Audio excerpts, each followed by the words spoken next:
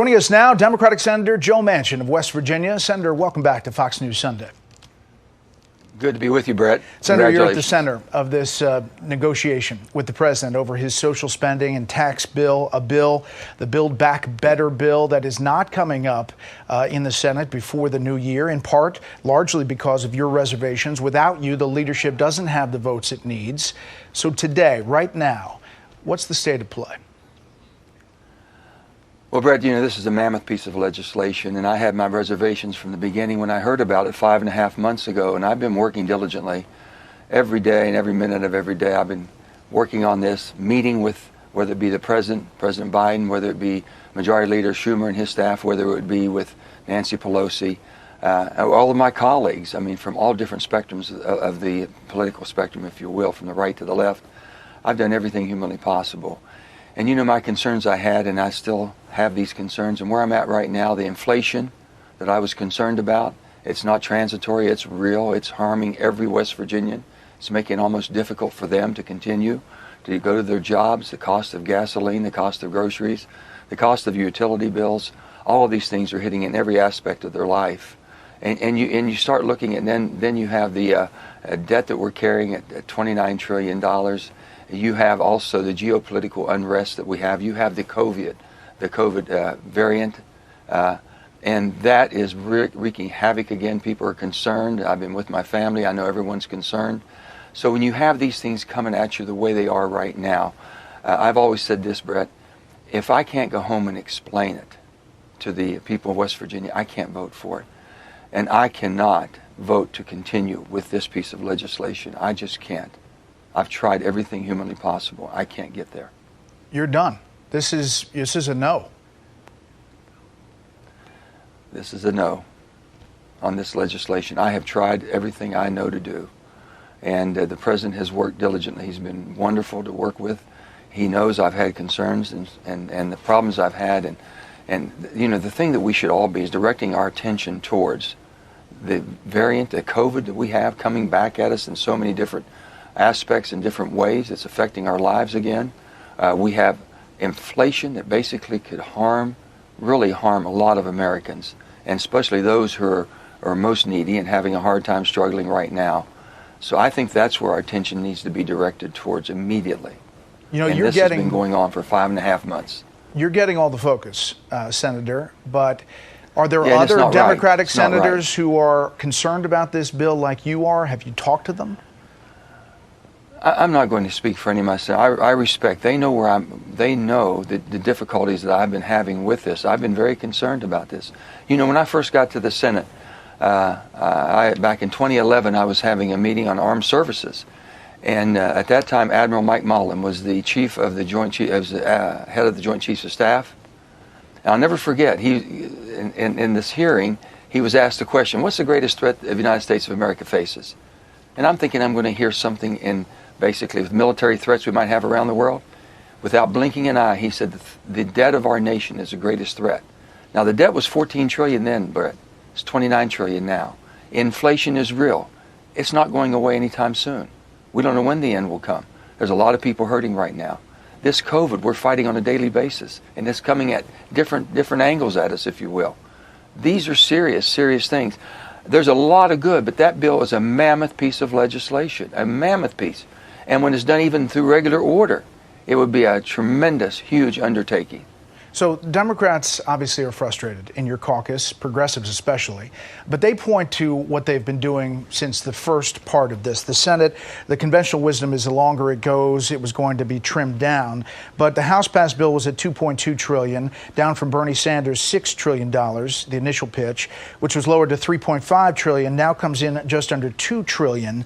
So your number at the beginning was 1.7. Where is the disconnect that you are now a no? You can't get to yes? Well, if you're a Democrat, you're pushing you? Yeah. Well, Brett, first of all, when this all came about and I went and spoke to the leader, Schumer at that time, and I explained to him where I was and the concerns I had.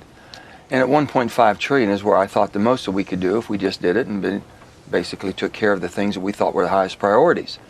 As you recall, Bernie started at $6 trillion. I think he was sincere what he thinks needs to be done.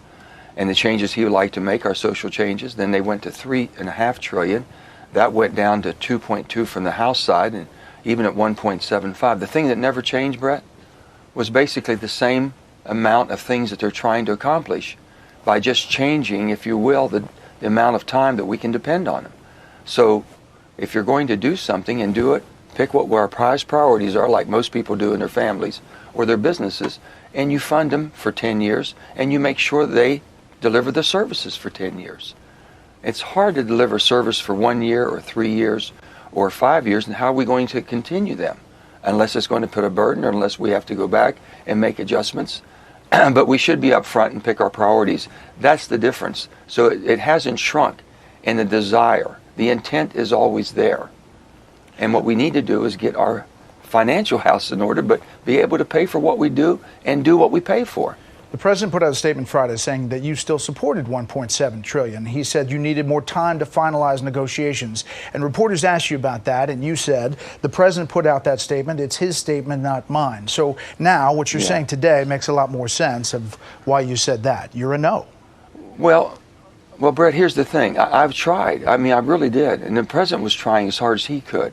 He has an awful lot, a lot of irons in the fire right now. A lot. I said more on his plate than he needs for this to continue when I'm having the difficulties I'm having, and basically the challenges we have from different parts of our party, basically pushing in different ways.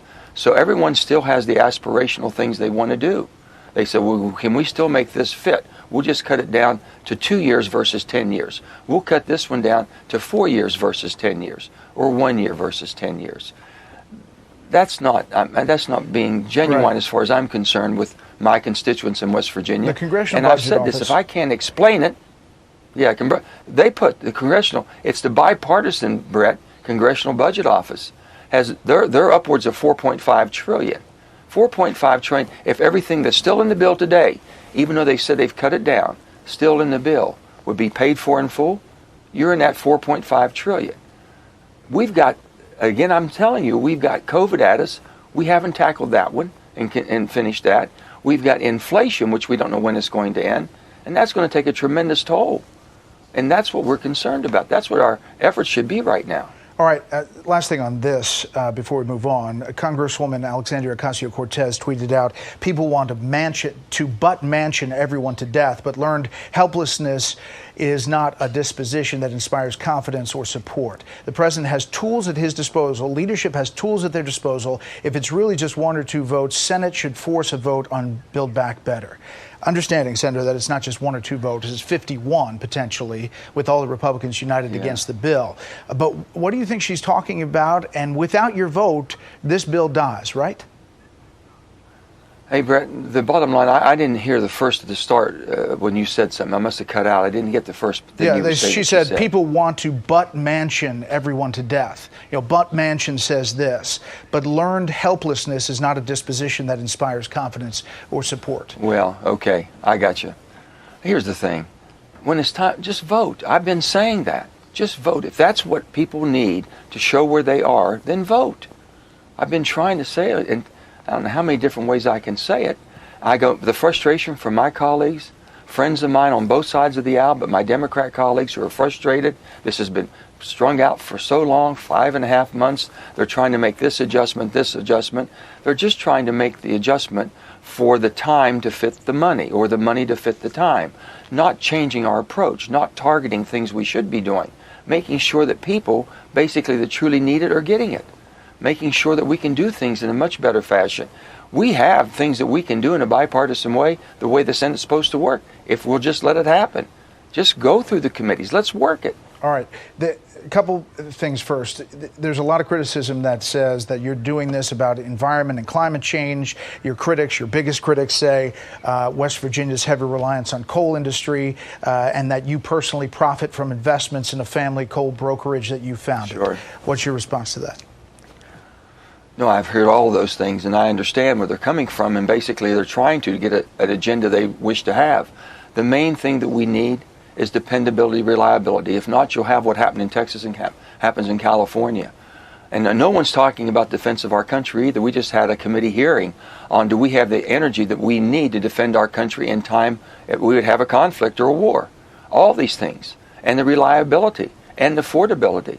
I have put, as chairman of the Energy and Natural Resources Committee in the last 2 years, working in a bipartisan bill, billions of dollars in clean energy technology. We're doing everything humanly possible. We've done more than it's ever been done in the past, and we're continuing to do that.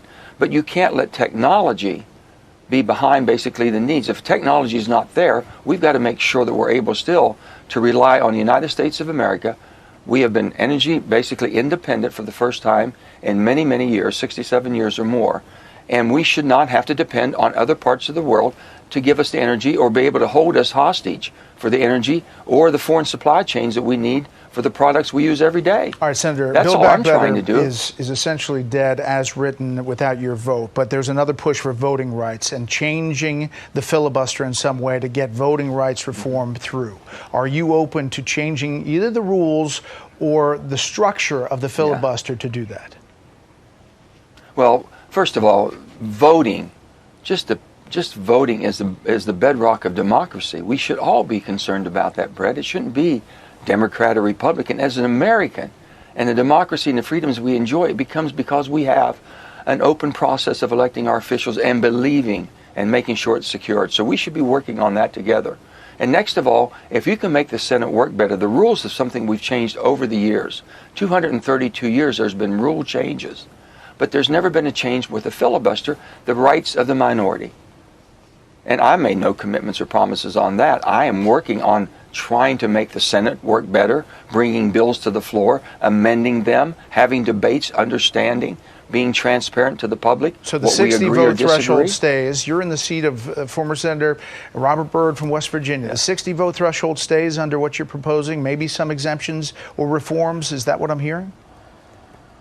What you're hearing is basically, can we work on the rules that make this Senate work, rather than the deadlock that we have right now? Everyone thinks that end all, do all is basically in the filibuster. It's basically in how we operate and proceed every day of the Senate, which we're not doing. That's what needs to be changed. Last thing, vaccine mandate. You had Friday a ruling from the Sixth Circuit Court of Appeals allowing President Biden's vaccine requirements for large private employers to move forward. You've been clear. You've been against mandates on businesses. What's your reaction to that, and what do you think is going to happen? Well, first of all, my reaction is President Biden has been doing everything humanly possible to get vaccines and making sure people understand how serious this is. I've had all of my vaccine shots and my booster too. I hope my whole family has. I recommend and basically plead with every West Virginian and every American to do so. But with that, I've said, first, public dollars, we're working for your tax dollars, then the government employees, the military, all the services that we depend on by what we're supporting through our public dollars, should be that mandate which the president put out as an order. I agree 1,000% with him. I did not agree on the private sector of 100-plus employees of a business or more. I thought businesses really should make those decisions. They have done and they want to do and keep their employees healthy. They should be able to make the decisions. It shouldn't be the government has to make every decision in the private arena. That's all. But now the courts have spoken. That is the law. I pray to good Lord that everyone abides by this law and get vaccinated. Please, get vaccinated. Senator Manchin, as always, good to talk to you, and Merry Christmas. Good to talk to you, Bret. Merry Christmas with you and your family and all those who are watching.